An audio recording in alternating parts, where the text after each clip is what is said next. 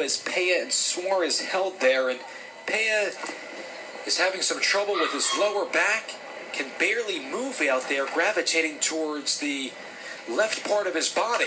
And the first serve for Pace into the backhand of Alexander Peña goes into the net, and it's 15-love. What would you do if you're Bruno Suarez here now, seeing that Peña's hurt? Well, someone was just commenting on Twitter that it's actually a little bit of a switch-up for Pace and Stepanek to have to play Peña in a slower pace game.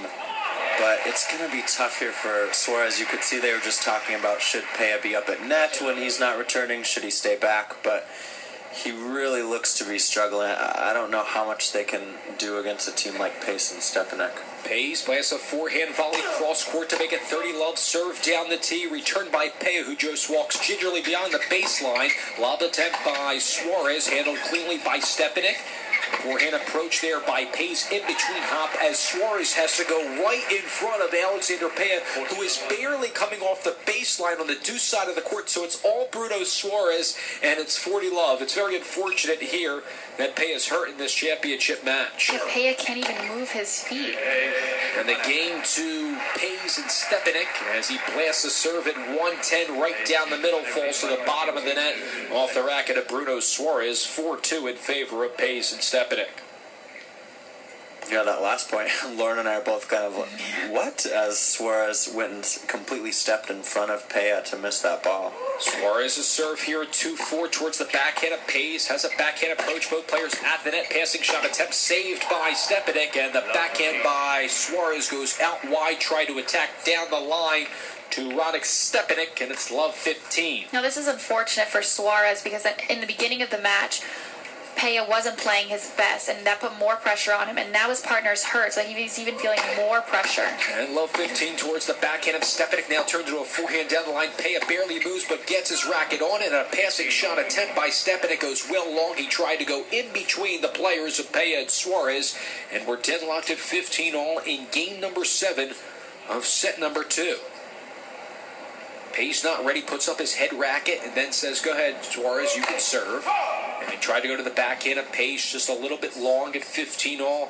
Here's a second serve attempt for Suarez towards the forehand of Pace. It's a two-handed attempt on it, runs up on an approach, in between ball for Pace, right at his ankle.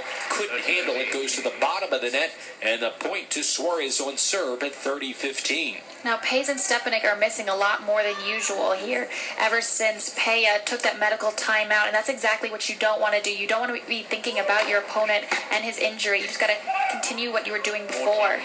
Pretty good first serve at 116 to the Stepanek backhand that goes wide, and it's 40-15. It's really hard, though, Lauren, right, when you have one player who's injured, because then it just throws the whole sync of the match off.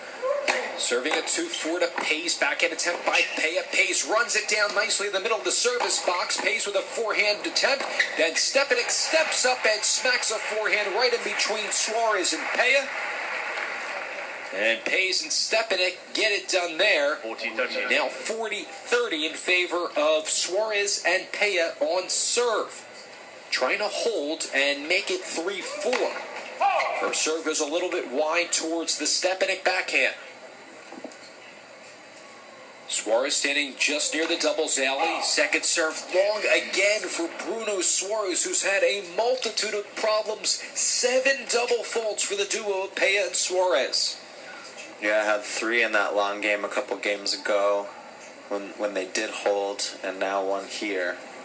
And deuce serving to Pace. Pace with a backhand slice hits the net, and another first serve for Bruno Suarez. Wipes the top part of his lip. And regroups for his first serve again. Pace handles it with a backhand slice, turns into a forehand cross-court into the net. Peña just stuck his racket out in case it went over, but no need to do anything. And the advantage will go to Peña and Suarez. Peña moving all the way over there, almost letting Suarez have the whole court.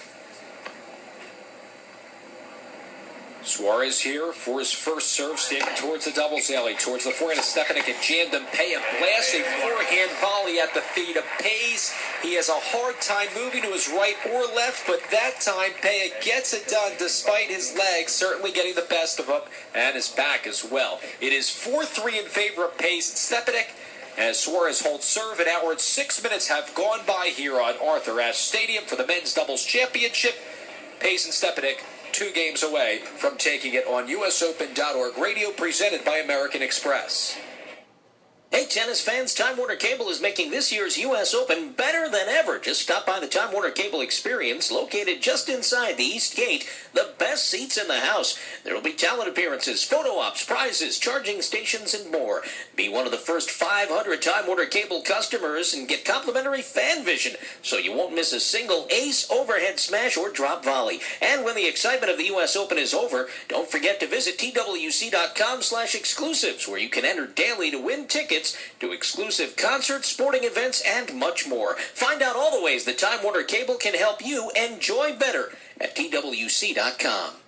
When your eyes lock in on the all-new CLA's expressive lines, you're not just seeing one of the most expertly designed cars in the world. You're witnessing a breakthrough. Starting with less than $30,000, the Mercedes-Benz CLA 250 has completely shattered what's expected from a luxury automobile.